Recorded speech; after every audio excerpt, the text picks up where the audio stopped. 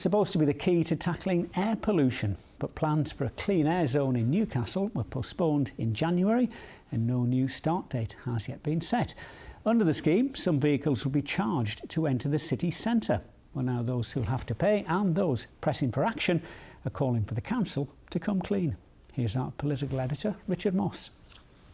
The pandemic may not be over, but one part of pre-Covid life is certainly back: traffic congestion.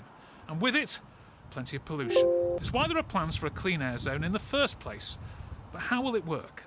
The clean air zone and the charging will begin on the Gateshead side of the Tyne's bridges and cover across the whole of the city centre you can see behind me. But the question is, who will pay and how much? Older, more polluting lorries and buses will have to pay £50 per day, while ageing models of taxis and vans will need to stump up £12.50 for each day they enter the zone.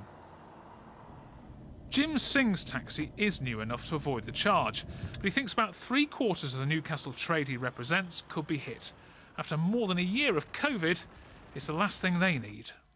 A lot of drivers in the current situation are not going to be able to afford to update their vehicles.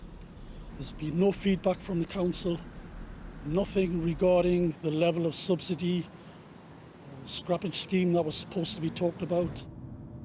But while cabbies fume, the council decided the ordinary motorists won't be charged for now, no matter how polluting their cars. Some fear without biting the bullet on that, the zone won't do enough to curb the kind of pollution that kills. There are too many cars coming into the city centre and they are contributing to the poor air quality here. I know it's not a vote-winning tactic, but ultimately, just in 2017, 317 people died in the city because of air pollution.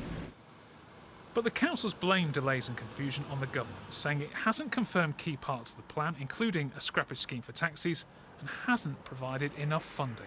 The government insisted that we went down the clean air zone route. That meant that we had to introduce particular things,